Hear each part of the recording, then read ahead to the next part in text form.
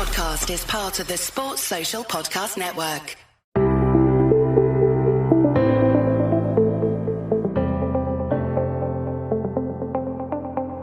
Hello and welcome to the Paddock and the Pavilion with me, your host, Stephen Wallace.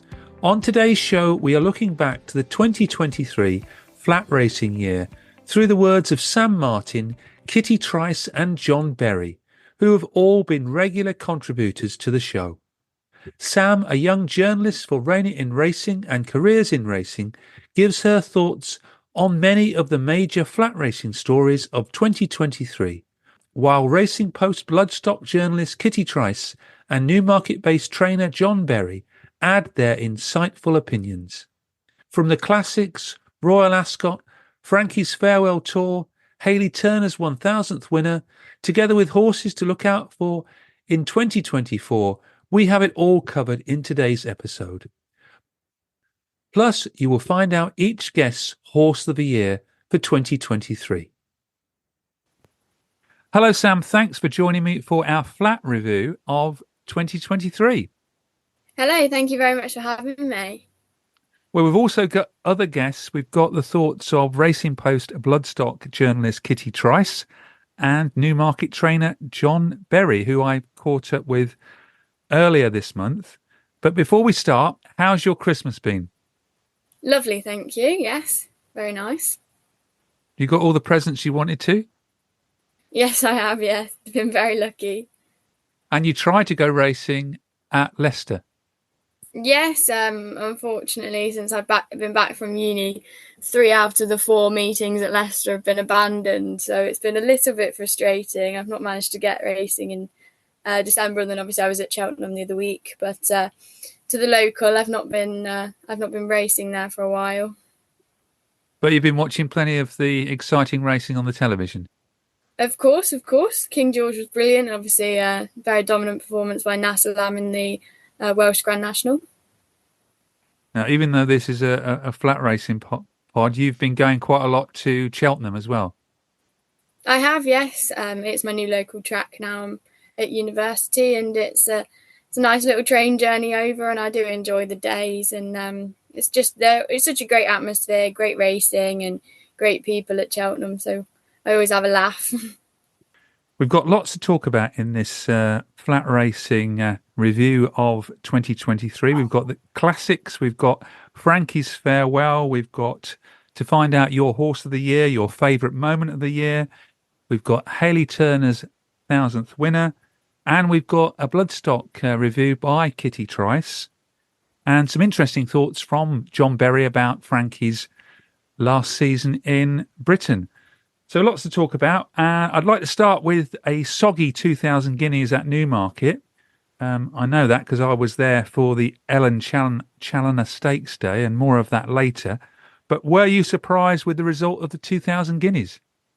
Not particularly with Chaldean winning. I always like to see Andrew Balding Classic winners with obviously the Horsepower documentary, the podcast we both did about that. And I think it was obviously the defining moment for Chaldean for the season. He had a great 2-year-old campaign and then managed to keep that going into the 1,000 guineas.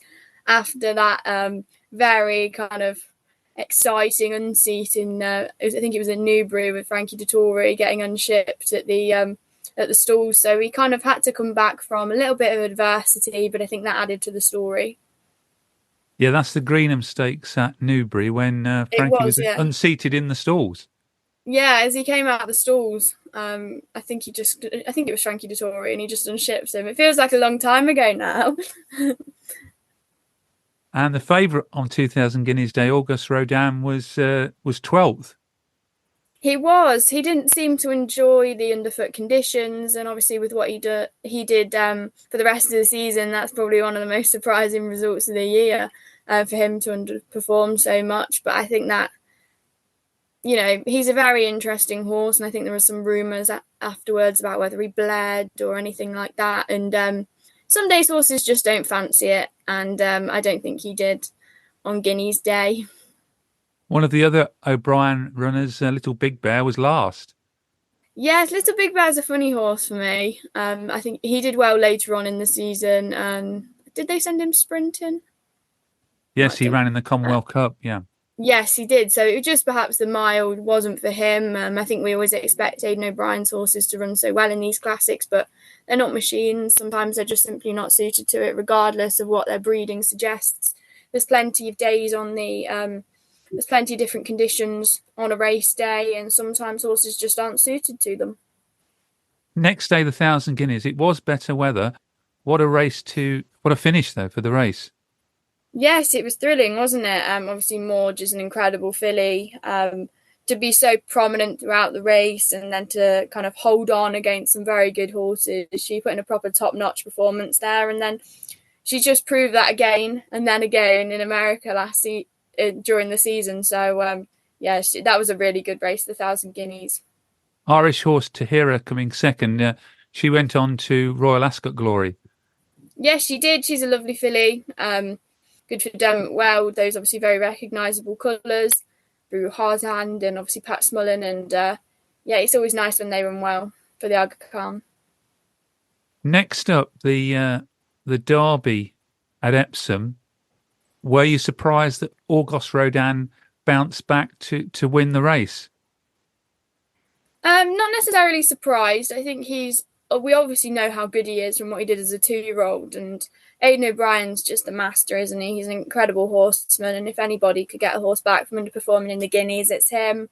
There was obviously King of Steel in the race, who put in a really bold bid under Kevin Stott. We know the kind of controversies with the Ammo horses and their jockeys, and he gave the horse a really enterprising ride, and it was just a shame that he ran into a horse of such great calibre as Auguste Rodin, and both horses have actually gone on to run fantastically through the rest of the season. And I think that's really good when you can see those Derby horses carrying on and still being at the very top level.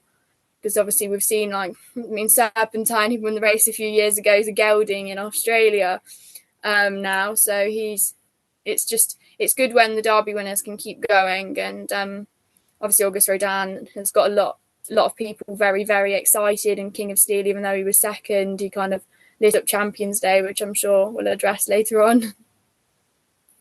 Yes, Auguste Rodin won the Irish Derby, Irish Champion Stakes, and then went on to win the Breeders' Cup Turf. How do you sum up his season and look forward to him in 2024?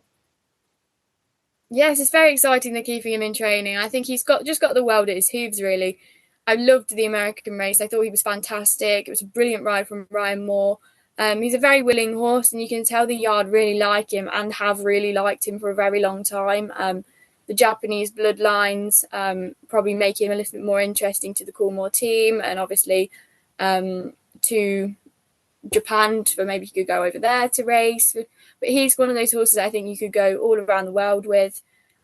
He seems to have a good temperament. He can be a little bbit unpredictable, I think, at times, but with age, he's only going to get better, I think.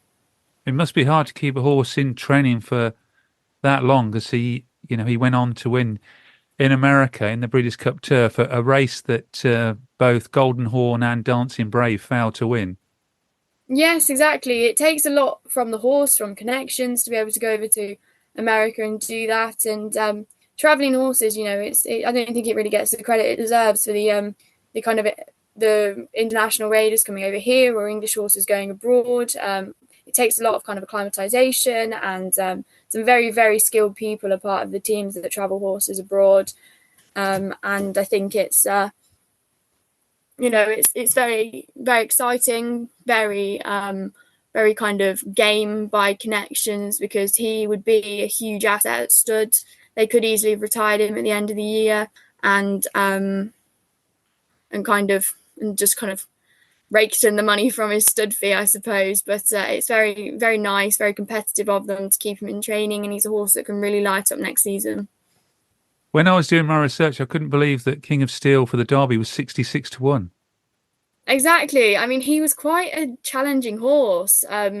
He refused to enter the stalls in the Dante, and then before that, I get the impression he was quite difficult to deal with, because he wasn't always with Roger Varian. I think, was he with Dominic French-Davis before, or Dave Lotnan? One of the other Ammo trainers, but I don't think he was necessarily most straightforward. He wasn't shown at the Newmarket Open Day. I was told because of the crowds and how, but he gets he likes his own space from the sounds of it, and he's a But he's a big horse. It's funny to think now he was 66-1. That's a really good point. I'd forgotten about that. Moving on to the Oaks, Frankie's farewell in Great Britain, and another classic success, his 7th Oaks win with Soul Sister. Yes, it was a good performance from her. She beat the odds-on favourite Save the Last Dance. She was keen, but she finished off really, really well. And I think kind of the Oaks, sometimes the Oaks it was good the Oaks had the story with Frankie, I think, because it wasn't getting the most attention really in the lead up, obviously kind of with Animal Rising and they were kind of threatening for Derby Day and all the interaction with the Jockey Club regarding that with Epsom. But I think the filly did a good job. She was good. Royal Ascot, you've not been there yet? I haven't, no. Well, that again, we had plenty of headlines at Royal Ascot. Frankie Dettori got 4 wins. He moved up to 80 wins at the Royal meeting, including this year the Ascot Gold Cup. We had wins for trainers Willie Mullins and Nicky Henderson. We had wins for Holly Doyle and Hayley Turner. And also Pile Driver won the Hardwick Stakes. So lots to talk about there, Sam. Yeah, there was a lot of stories, a lot of very good racing. Obviously, Frankie Dettori was kind of the focus for a lot of people through that meeting. And I think Hayley's ride on Docklands was fantastic. I really enjoyed that race. I'm very keen on the horse. And, it was good to have so many international raiders. And Courage Mon Ami, like you say, in the Gold Cup. He was, he's a likeable horse. I think he's been kind of overcome with the kind of hype around Frankie Dettori this season. He's a nice horse though, and it was a great tussle between him and Coltrane, and like you say, the national hunt trainers. I do like those marathon races, and with Willie Mullins and Nicky Henderson getting winners, it wasn't necessarily surprising. And I think, it was great that the King had a winner. That was good with Desert Hero. It was such a good finish, like edge of the seat. And close blanket finish, but Tom Walcon is fantastic, and he probably didn't get as much credit as he perhaps deserved for that ride. I thought he was brilliant. Yes, talking about the royal connection, how important is that to the success of the royal meeting? It was great to see the King Charles III and the Queen there every day of the meeting. It was fantastic. We all know the Queen is very passionate about racing herself. She has a lot of connections with Ebony Horse Club. And they both own their own racehorses. Obviously, the King's an ex-jockey too.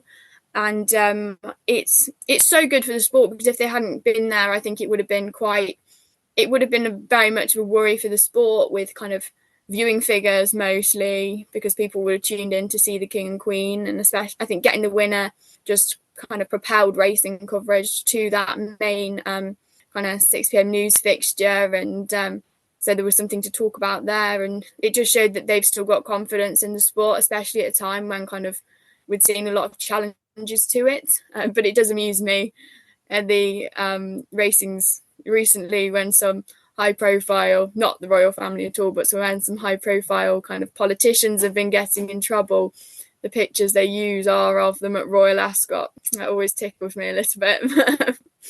But, Royal Ascot is about the pageantry, it's about the money, it's about, the bloodstock sale at the meeting shows that. But it's really exciting when the King and Queen are there. And Desert Hero went on to come win at Glorious Goodwood and come third in the St Leger, and the King went to Doncaster. He did. That was huge for Doncaster. Very exciting. It was great that he could be there, and obviously the horse put in a bold show, but unfortunately couldn't win. I think that would be a wonderful story for the King to have won the St Leger. But he's still got horses in training. He's got plenty of chances next year, you would have thought. So it's exciting still. Well, it's about time we heard from our 2 guests, Kitty Trice and John Berry, who both wanted to say something about the importance of the King and Queen's support of Royal Ascot and to the sport of racing. And that's significant for the sport, the royal patronage. Oh, definitely. You want to have like a figurehead. It's why we have had the investment we've had from, Middle Eastern Middle Eastern countries, Sheikh Mohammed, Saudis, Qatar, they want to get involved with the sort of prestige of British racing. It's definitely not the prize money. But yeah, no, I think it's very important we have a figurehead, like a royal figurehead, and it helps just to, it keeps people, I think, thinking, oh, well, if the king likes it, it must be all right. And it is. I think it gives positive impressions to the outside world as well.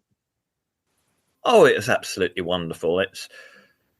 I'm a royalist, so, you wouldn't necessarily have everyone look at it the same way I do. But leaving constitutional feelings aside, the patronage of racing of the royal family has been a massive boon to the sport. You viewed objectively, no one can dispute that. And, for the last however many years of the Queen's life, one was thinking, I wonder what's going to happen when she dies. Not least because of the boon from the sport, just anyone that loves history, the Royal Studs have been, fixture in racing. And racing has been all the better for it. And, you were in the back of your mind for years, it was, I wonder what's going to happen. It'd be a shame. And it was great that they said, we'll carry on. And the fact that I think it added an awful lot to Royal Ascot, the fact that the king had a winner and was clearly so enthusiastic, and afterwards, and having the royal runner in the St Leger was a big thing. It adds a huge amount to racing. In the same way that I think any person who is very prominent in the public consciousness, if they are seen to be very enthusiastic for racing, it's a great advertisement for racing, in exactly the same way that Sir Alex Ferguson showing real passion for racing is a wonderful advertisement for racing. And I'd put the royal enthusiasm for racing in the same boat. Two other horses, Sam, that had significant wins at Royal Ascot were Mostadaf and Shaquille. Yeah, so Mostadaf ran a brilliant race. He's a really likeable horse. He didn't quite perform well in America as August Rodin did, but I think he's a lovely horse, and he'll be quite a nice asset to have at stud, I think. And Shaquille is a fantastic horse. I think that Commonwealth Cup was just incredible. He's just so quirky and so interesting, and I think what connections have done with him this season are just incredible. And I think you're going to ask me my horse of the year, so I'm going to be quiet now, and I'll get onto that later. Yeah, because Shaquille winning the Commonwealth Cup and then went on to win the July Cup under Ross Ryan. He did. Ross Ryan's a fantastic jockey. He's had, I think, 202 winners this season, which is an incredible feat. This calendar year, which is an incredible feat. If wins were done numerically, or if taking into consideration the entire year, I think someone said that he'd be champion jockey. But obviously, I think he's had such a successful season that next time around he'll probably be threatening for that champion jockey's title when it gets started on the start of the flat season. And Shaquille winning despite falling out of the stalls. Yes, he's had a lot of problems with the stalls. Connections have put a lot of effort into trying to sort that, and he won despite it, really. He won despite a lot of things, and I think that just shows how dominant he is and what an incredible racehorse he is. Mostadaf went on to win the Juddmonte International at York in August with that man again, Frankie Dettori, in the saddle. Yes, because Jim Crowley was banned, and I think he was followed in by Paddington. It was quite a well kind of discussed race, obviously very, very valuable, and York always puts on a good show for that kind of thing, and it was a really good race. I think I watched it on the bus on the way to Leicester one day, so it was a good race. Oh, this is racing Leicester, it's not school at the time then, no? No. That was in the summer. No, just race course, yeah. Paddington had a very good early season, winning 4 Group 1s. He did. He's been a horse that's obviously caught a lot of people's imagination. He's got quite a lot of significance to the sport. beyond just being a racehorse. And obviously with the Paddington Bears that have appeared at the racecourse, like I think Goodwood and places, and it's good. It has engaged a younger audience, and if we very well named by Coolmore, and if we can get more horses like him who can win races and kind of interest younger audience, because he doesn't love Paddington, it's pretty good. Yes, Irish 2000 Guineas, Coronation Stakes, Eclipse and the Sussex Stakes, and changes in distance as well there. He did. He's quite a versatile horse. He started kind of into the big time a little bit later, maybe kind of a surprise for a few people with how well he kind of rose through the ranks last season. But, you know, some horses, they aren't 2-year-olds. They can just flourish as 3-year-olds. It was great to see Aidan O'Brien really getting involved with Paddington Bear. Yes, it was. He's very kind of willing to be involved in that kind of thing, which I think is brilliant. He always is very honest in his interviews, and the pictures with him and Paddington Bear are quite amusing. 2 more horses to talk about until we get to the big 2, really. Westover and Hookham had a fantastic battle in the King George at Ascot. They did. Hookham's a horse I really, really like. I think he's lovely. They were both so brave that day. Westover's a lovely horse as well. He always tries his heart out. He's probably been the bridesmaid a little bit more than the bride in this, well, through his entire career, really. But, Rob Hornby's always ridden him very well. There's a little bit of jockey controversy, wasn't the last season with that, and on his Derby season. But, it was such a good clash in the King George, and there's some excellent photos of it. Both of them now retired to stud. They are, yes. I think obviously Hookham, with his connection to Baid being his brother, could perhaps get some interest. They're both such hardy horses, and I think Hookham could be quite well visited. And Westover, he ran such a good race in the Arc as well. I think he ran,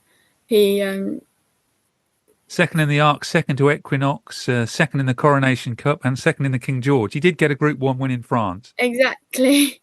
Yeah, so he got his Group 1 in France, but he's always the bridesmaid, never the bride, really. Westover and Hookham both now at stud. They are, yes, in Japan. Both horses obviously had kind of that middle distance pedigree that Japan values quite a lot. Hookham's at Dali, Japan, and Westover's going to be over there as well, and I think that'll be quite popular.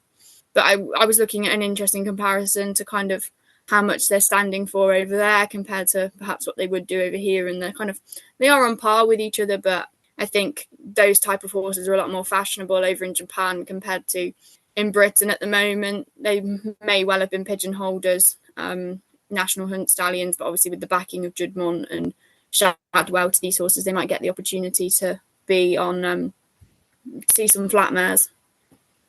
We mustn't forget the 2 John and Thady Gosden fillies in Spiral, winner at the Breeders' Cup, and Emily Upjohn, who won the Coronation Cup.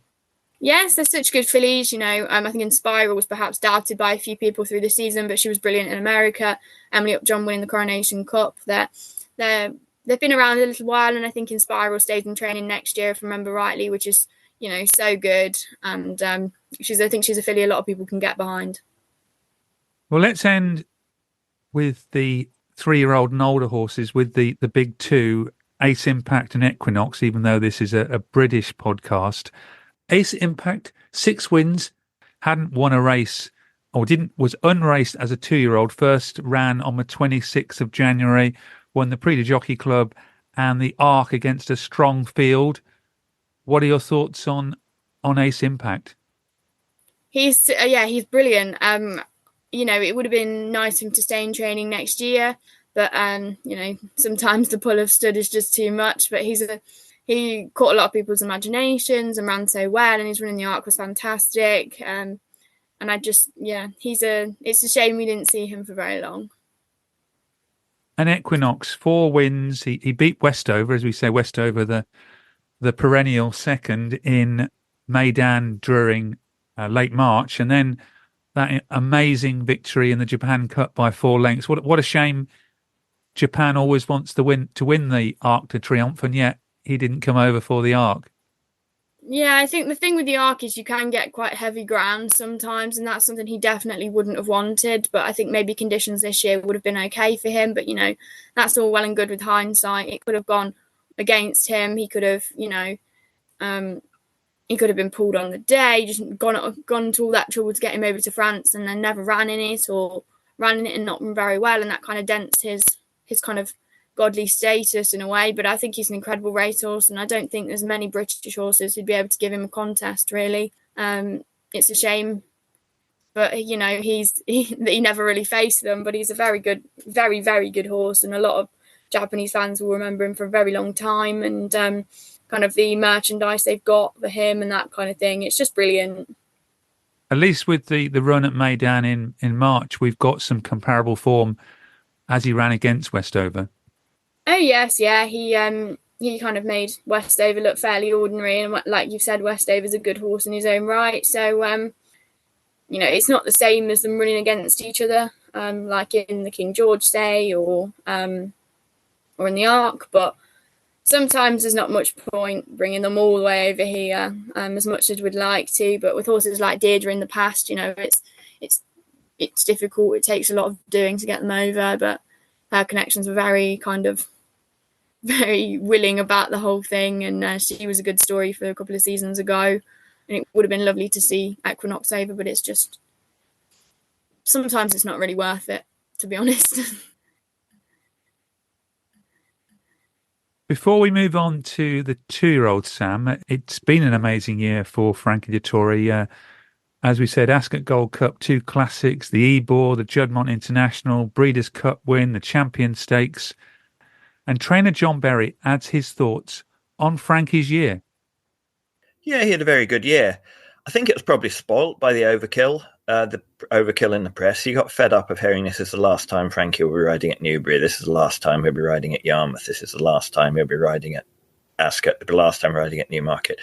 It's a little bit like, if you're going to the cinema to see a film and it's rammed down your throat, this is going to be the best movie you've ever seen, and it's really very, very good. You come away, I think Frankie's last year was spoilt by the press overkill, I think, but he had a wonderful year, which is great. But the other thing is, he's not dead; he's still around, and he's actually hasn't retired as a jockey anyway.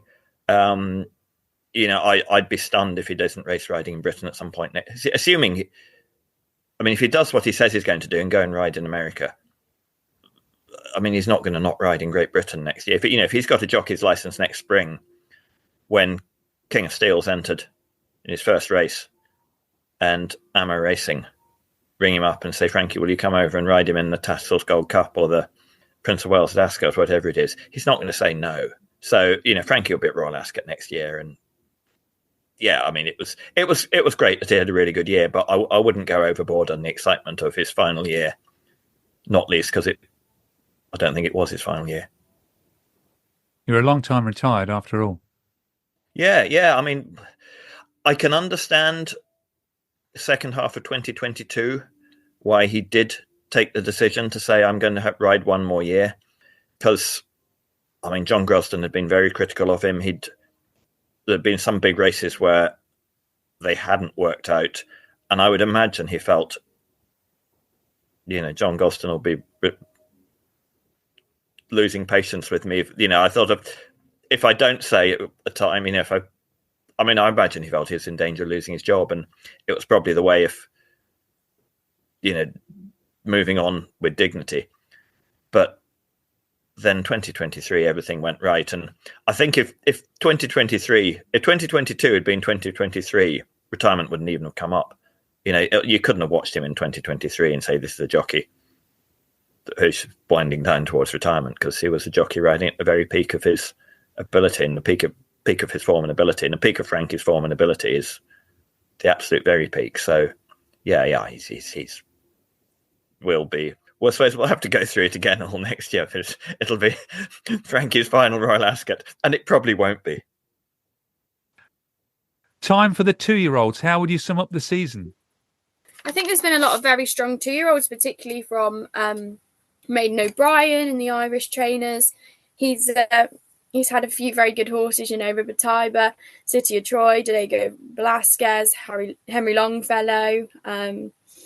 But then away from his horses, there's still been some really exciting horses, Ancient Wisdom for Charlie Appleby, Buccaneer Ferte for Ammo Racing. He's been really, really solid. Recently, people have gone a bit balmy over a horse called Night Raider, who made his debut, half brother to Far Above, but running for Carl Burke. So maybe one to keep an eye on. He debuted only recently. And I think one horse that might be kind of forgotten about a little bit is One Look for Paddy Toomey, who's actually got a really nice team of 3-year-olds for next year.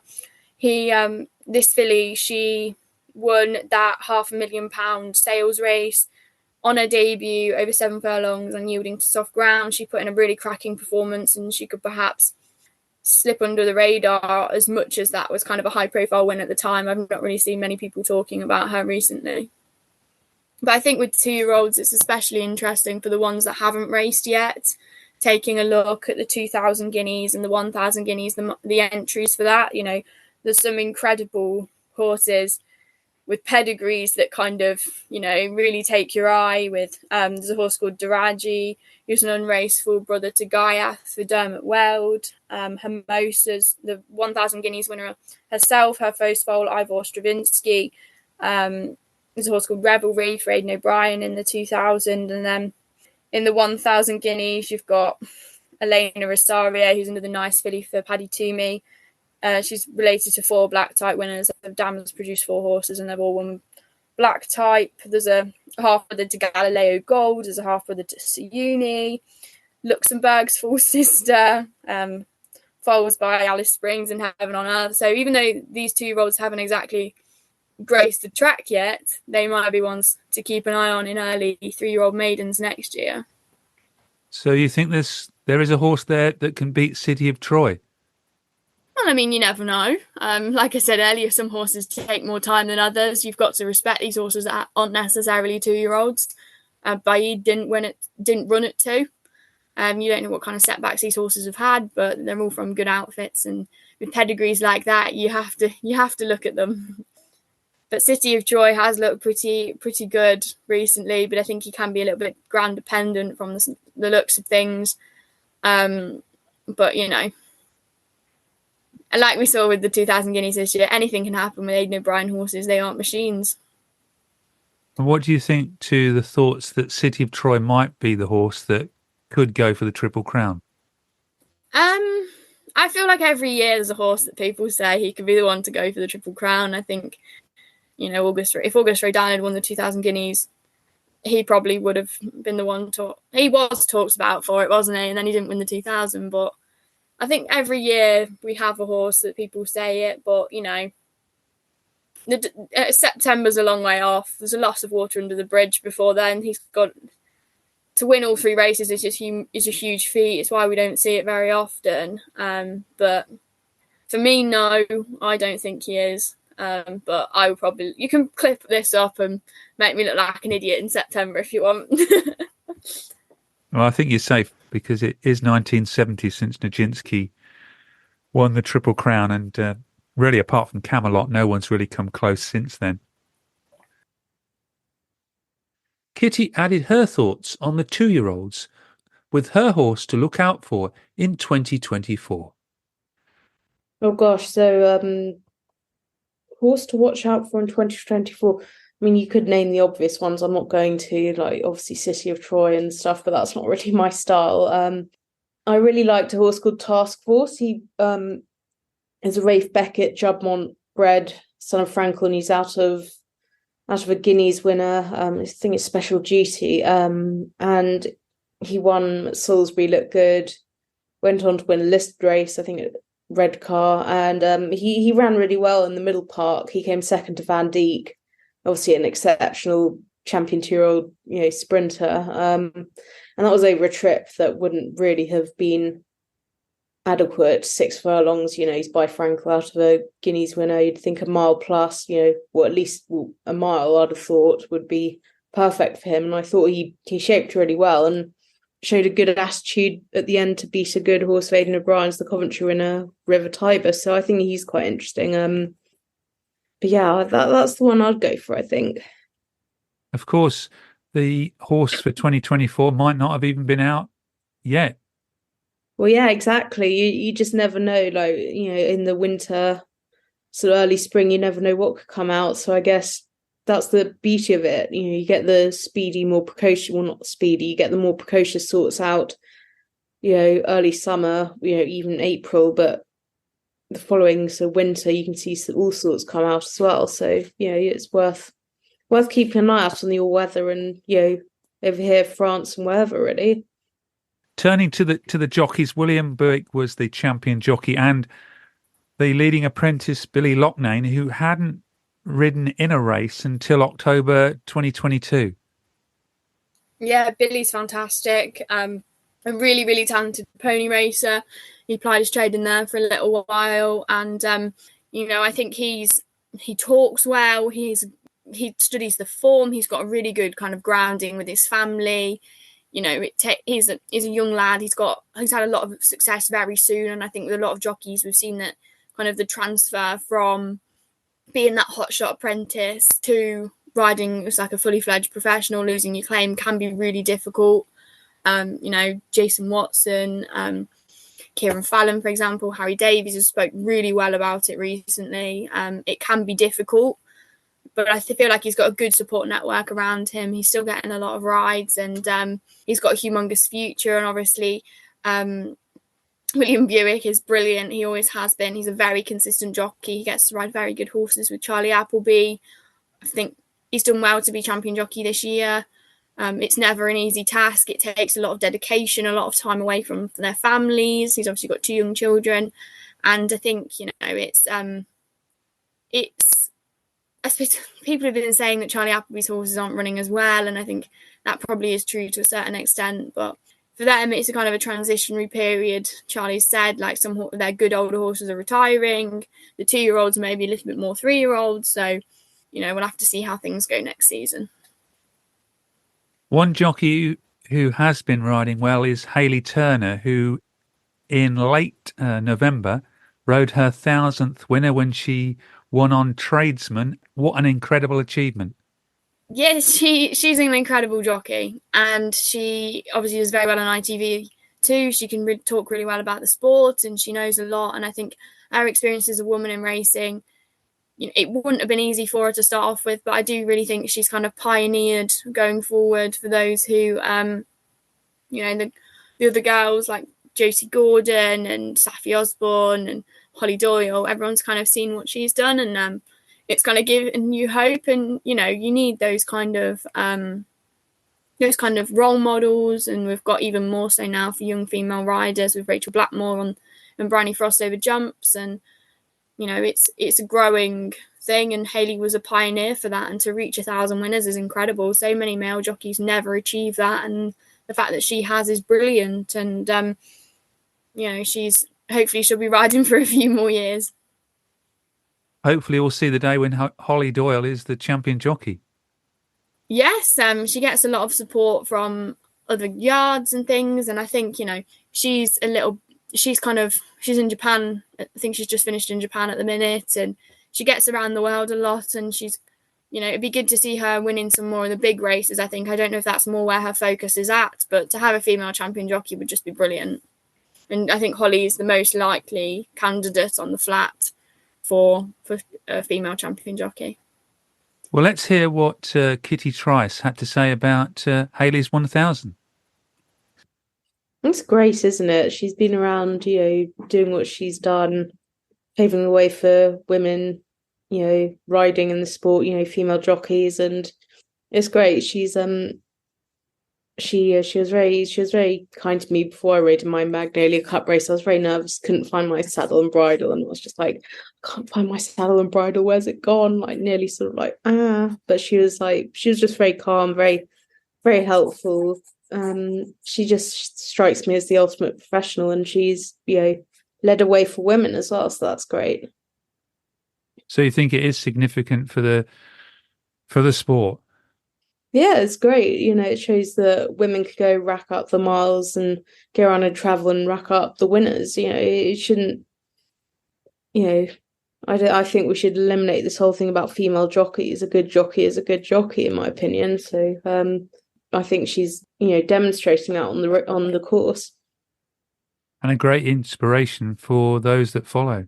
Yeah, well, look who's come out since. You've got so many brilliant female jockeys on the flat and over jumps. It's great. It should be seen as normal, and it is. I hope we don't need sort of dinosaur attitudes in the sport.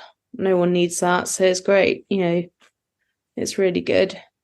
And I'm sure there's lots more winners for Hayley, a Group 1 winner. She's won at Royal Ascot regularly now.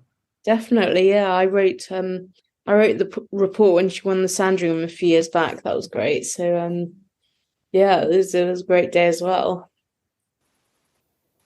Sam, it's about time we heard your horse of the year. You nearly slipped it out there by mistake. So let's hear the horse of the year and why. Yeah, so Shakir was my horse of the year. I think he's brilliant. He refused to enter the stalls at Newcastle in April, and to see what he's done since then is incredible.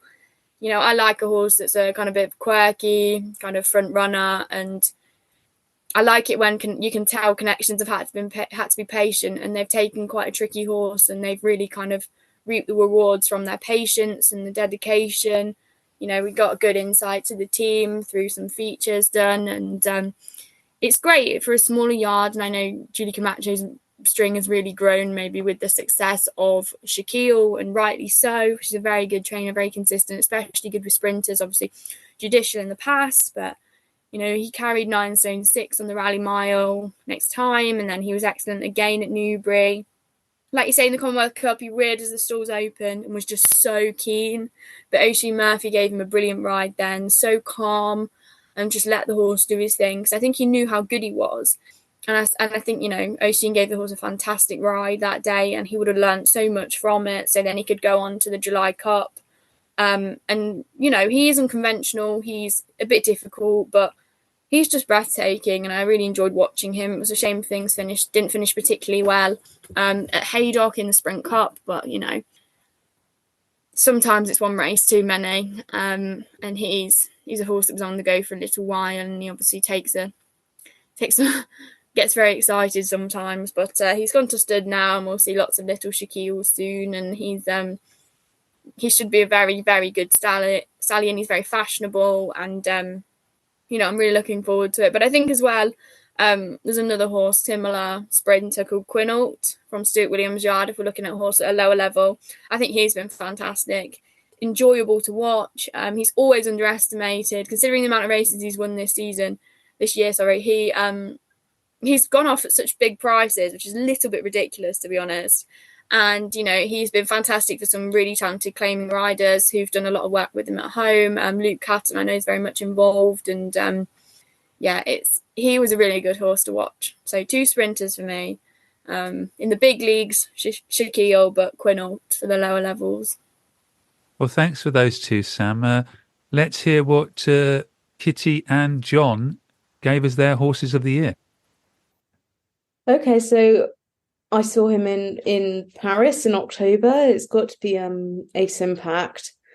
Obviously, Equinox is exceptional, and I really wish I'd seen him race, before he retired stud. But for me, just having seen Ace Impact in the flesh, for the Arc, where he showed one hell of a turn of foot, and just to go from being unraced in January time to an Arc winner in October, it shows what kind of special talent he was. Obviously, you can make a huge case for Equinox as well. He's exceptional, one of the best we've seen. I think you can also make a case for the likes of Mostadaf, Paddington, August Rodin, but for me it'd be Ace Impact. And Ace Impact beat a very strong Arc field. Looked it. Well, Westover's a very solid horse, and he beat him. Westover's danced every dance, and been highly consistent. So he gives a good level of form. And then there was Ernesto, who's on his day, is very good. And there was a good lineup. Hookham as well, and good Japanese mare. It looked a good field. A great shame, though, that Ace Impact's not going into training as a 4-year-old. It's quite a difficult one, because I can see both sides of it, because on one side of the argument, seeing these horses race for longer, you get more fans, the horses build up a following. It's good for the sport, to build up these familiar names. Of course it is, but at the same time, he's a stallion prospect. He's an asset, essentially, without putting too crude a term on it. And the chances, if he got injured or was beaten or something happened, it's a very difficult decision to weigh up. I can see both sides of the argument, to be honest. It's a hard one to really come down on, because I can see both sides of the argument, really. Well, within Europe, it has, viewed objectively, it has to be Ace Impact. He was a terrific horse. Within these islands, it had to be Auguste Rodin. Around the world, it has to be Equinox, notwithstanding that it didn't run very often. But yeah, from a personal point of view, the horses that you train are at the top of the list, and you only start looking at other people's once you've sort of exhausted your enthusiasm for those. But yeah, I mean, I'm within Europe. Ace Impact's going to win any award that goes, isn't he? I mean, he was a terrific, outstanding horse. As far as Equinox, how good was he? Well, I mean, Frankel's the obvious sort of bar by which you'd measure them. It's if they'd met over a mile and a quarter, who would start favourite? Who would win? If they met in Japan, Equinox would start hot favourite. If they met in Europe, well, Deep Impact went off long odds on in the arc on the French tote because of all the Japanese came over. I don't know who would win. Sort of, I always said we won't see another horse as good as Frankel, but I don't think there'd be a lot in it. Interesting. You like the Derby. How good was this year's Derby winner? Well, it's sort of middle of the season. He had a massive question mark over him.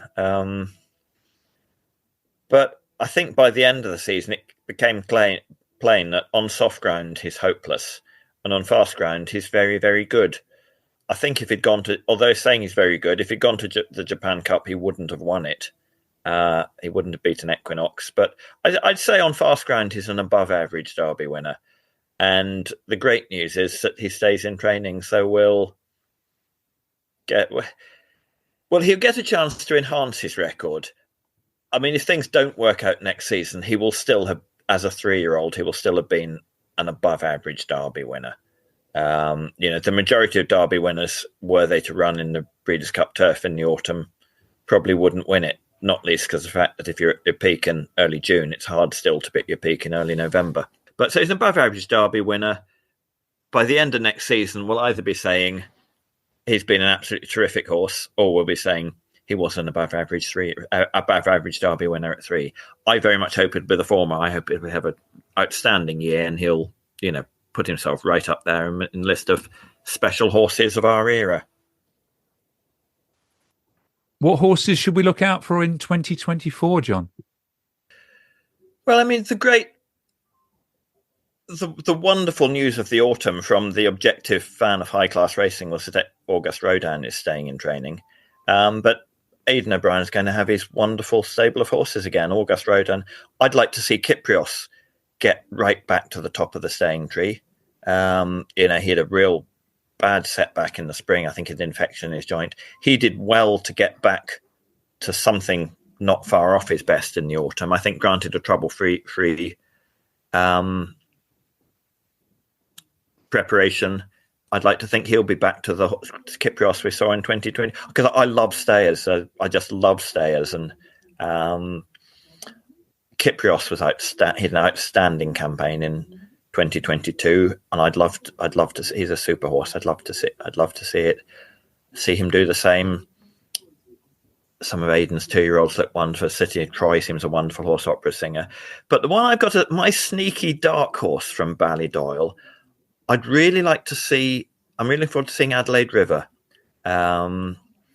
He gave Auguste Rodin a real fright in the Irish Derby, and the ground probably was too soft for Auguste Rodin. But at the time it was August Road and disappointing. I just thought, well, this Adelaide River might be very good. And Aidan through the years he's had these horses that have just worked their way up through the ranks and just got better and better. Duke of Marmalade was a classic example. Probably Dylan Thomas was the ultimate one. I mean, because just touched off in a derby at 50-1, and he just got better and better. And at the time, straight after the Irish Derby, I thought I wouldn't be. And Adelaide River then went on, and he'd just beaten in. He won at the Irish Champions weekend. He won a Group 2 and was just beat. Aidan O'Brien. Every racing fan loves to see his good horses because they're campaigned thoroughly. And as I say, if you don't get pleasure through the season from watching Aidan's good horses, then your enthusiasm for racing is really waning. But as I say, the one dark horse from Ballydoyle I'll keep my eye on will be Adelaide River. Next up, Sam, we're going to go back to Kitty Trice, the Racing Post bloodstock journalist, who I spoke to about the bloodstock year of 2023. And this is what Kitty had to say. Bloodstock year. So let's see, champion sire. So champion sire in Europe and Britain and Ireland was Frankel. I think he had something like 11 individual group grade 1 winners worldwide, which is something, He had an astonishing year. He really did, He had classic winners, Chaldean and Soul Sister, and then the Breeds, from them to the Breeds Cup winner in Spiral. It was amazing, and hopefully it continues because Britain needs stallions like him, and Dubawi. He's obviously another brilliant stallion as well. And in your job, you've been to see both of them? Yeah, so saw them last week, which was a real treat. It's lovely going to these studs and seeing these stallions. I think it's such a good thing for people to come and see the stallions, see how well they look, how beautifully they're looked after. I think it's not something we dig into enough. I feel like it's another way of getting into the sport, and it's another way of getting more people involved, I think. And we had a Derby winner sired by a Japanese horse in Deep Impact. Yep, August Rodin. He's back for next year, which is exciting. He's absolute top notcher, and Deep Impact is sadly missed, but Coolmore have used him to great effect with the likes of Snowfall as well, Saxon Warrior. But yeah, the Japanese machine rolls on. They do things absolutely brilliantly out there. It's probably the best racing country in the world. Just the quality they churn out, it's amazing. And long may it continue. Another interesting story. You've got the leading 2-year-old sired by an American Triple Crown winner. Yeah, Justify. He's looking like a dual surface. Different continent type sire, from the old Kentucky Stallions who've made their influence over here. He looks like he's going to be incredibly special. So, it's great for Coolmore. Was his sire, Scat Daddy, died very young, age 11, I think. So, hopefully he can go on and do his bit as well. He's obviously done extremely well over here as well as in America. What about a sire to look out for in 2024? Oh gosh, I love him I loved him as a racehorse, and I love him from what I've seen. I sadly haven't seen him in the flesh, but just from social media clips and stuff. But I love Gayath. His yearling sold incredibly well, and he's just the most beautiful horse. And his race record was second to none.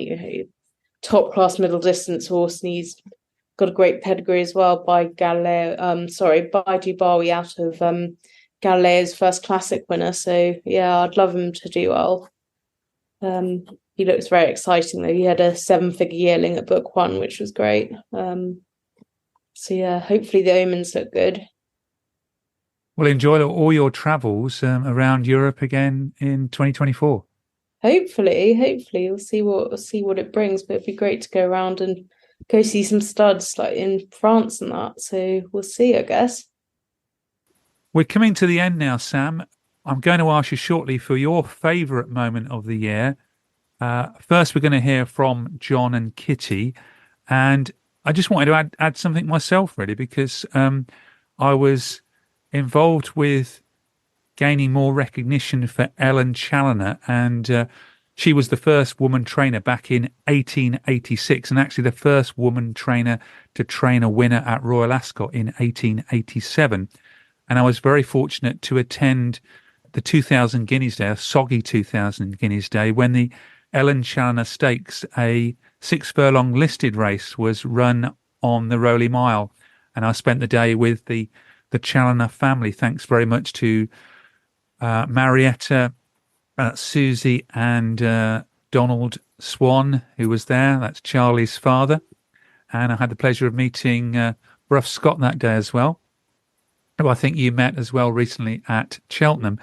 And the race was won by Azure Blue, Yes, trained by Michael Dodds and ridden by Paul Mulrennan.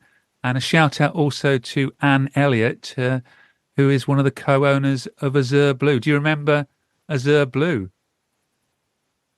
Of course I remember Azure Blue. She's a very good horse, took on some good races after that. And, she's a lovely horse, and Michael Dodds is very good with these sprinting fillies.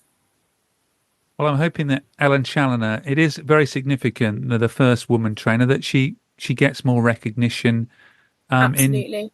in 2024, because she doesn't really feature in many books or about racing, and she certainly should. And she's very recently had a headstone unveiled at Newmarket Cemetery, funded very kindly by the Jockey Club, and that's both for Ellen, Brilliant, members of her family, and her husband Tom Challoner, who was a successful jockey and trainer. He won 10 classics as a jockey and also trained the 2,000 Guineas winner. So let's hope she gets more recognition. Let's get back to the other two guests for their favourite moment of the year, starting this time with John.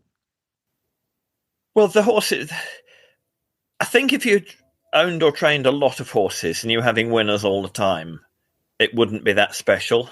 If you own or train a handful, they're very special. By the standards of a very small stable, we had a good year. But, the pertinent words in that sentence are by the standards of a very small year. Sort of my 9 highlights of the year would be the 9 races that horses in this stable won.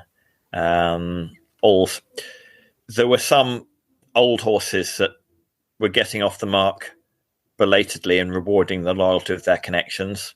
Most obviously, Cloudy Rose, who's raced by Syndicate put together by her breeder, started the year as a maiden and won 3 consecutive races as a 5-year-old, which, that's particularly when you bear in mind that the principal in our Syndicate's a breeder, that's a wonderful result for long-term commitment. LJT got off the mark as a 5-year-old, very special. Merry Jig. If I had to pick 2 wins, Derham winning at Newmarket was very good. He'd won the race 12 months previously, and straight away it was, well, let's hope the races run again next year because we'll be aiming for it. So when you train a horse for a year, you train a horse for 52 weeks for a particular specific race, and he wins it, it's very, very satisfactory, and he won it by head or something. So that was great. And Merry Jig winning at Redcar was very special, not least because he was Ben Curtis's 1,000th winner. So it became a sort of a bit of a landmark win. Or isn't it 1,000th winner within, I don't know if it's within the British Isles or within Great Britain. But there'd been a bit of a build-up on Racing UK for the previous weeks. So Ben Curtis is on 994, Ben Curtis is on 996, Ben Curtis is on 998, on 999. So they'd been sort of preparing to blow the trumpets when he got to 1,000. So it was very good. And within the stable, there were 3 riders, myself, Jana and Ivana, and we tend to ride the same horses. Sort of, Jana pretty much always rides LJT. Mary Jig is a horse that I basically always ride him every day. So, you sort of, I feel I've got, obviously I'm the trainer of LJT, but I feel I make a greater contribution towards Mary Jig's success than I do towards LJT's success, because Yana makes a massive contribution to that. So yeah, that was very pleasing when he won. And as I say, it felt like, although it was a midweek lower grade handicap at Redcar, on the day it felt like a big occasion. Of course, I wouldn't want to claim too much credit to, sort of what Spike Milligan's thing, Rommel, my part in his victory. Spike was very much tongue in cheek. Spike Milligan didn't claim to have brought down the Eighth Army single-handedly, and I certainly can't claim to have got Ben Curtis to 1,000 single-handedly, not least because although it was the 1,000th winner he'd ridden in Great Britain, it was actually the first winner he'd ever ridden for me, so my part in it was minuscule. But on the day, it felt it did. He's a jockey I very much like, very much admire, and it was very pleased. It was very good to be involved in what was a special occasion for him. Although the funny thing was, he seemed to be the least excited person about it. When he came off the track, I said, "Oh, Ben, you've ridden that horse absolutely brilliantly. That was really good. And you saw the winner. Well done. That's great." And he looked at me a bit surprised. He said, "Oh, was it? I didn't realise that." But I suppose the thing is, through the week when he'd been riding winners up to then, and Racing UK had been banging on about it, he hadn't actually seen the coverage because he'd been on horseback at the time they were talking about it. But yeah, that was a very happy day, and he's owned by a nice syndicate of nice people, put together by Emma, who bred him. So again, him getting off the mark as a 5-year-old, that was very special. But they're all special. Tarbert Ness getting off the mark as a 4-year-old again. Syndicate of really nice people. Little Peter winning at Worcester first. Justin Byrne, he's part owned and syndicate managed a lot of winners, but that was actually his first winner as breeder as well as owner. So again, they're all very, very, very special moments. Looking elsewhere, I would say probably the win that gave me most pleasure of horses that I don't train would have been Trushan winning the Doncaster Cup. He's a horse, it's impossible not to admire Trushan. He's been a wonderful horse for several seasons now. And earlier in the season, it really did look as if he was past his best. He wasn't running so well in the spring. He got a beaten hot favourite at Nottingham. And, you were thinking Trushan's been a wonderful horse, but sort of, he does appear to be on the way down. And when he came back and won the Doncaster Cup, you couldn't find a more admirable trainer than Alan King. You couldn't find a more admirable jockey than Holly Doyle, and you couldn't find a more admirable horse than Trushan. So him sort of coming back from the wilderness and winning the Doncaster, a great, great race. Doncaster Cup is a great race, and winning it in very exciting fashion. I really enjoyed watching that. I really enjoyed Royal Ascot. It was on the third day, I think it was Thursday, because we saw Frankie win the Gold Cup on Courage Mon Ami, and it was great seeing Anthony Oppenheimer, who bred the horse. He obviously is sold into Wathnan Racing, but it was great to see how much it meant to him to breed a Gold Cup winner. But also there when the King and Queen had a winner, and that was just amazing, the applause and the atmosphere. And I was right behind, like, say, when there's the winners' enclosure at Ascot, like it's basically a round sort of shoe shape type of enclosure, and then they put a rope across to put to stop everyone coming in. But I was right behind there, and I think in some photos, I think there was one where you could see me holding up my phone and recording. But it was amazing just seeing how pleased everyone was, the occasion. It was just great. Obviously, since the Queen Elizabeth died, people worried that King Charles wouldn't be quite as passionate, and he probably isn't. Like, I don't think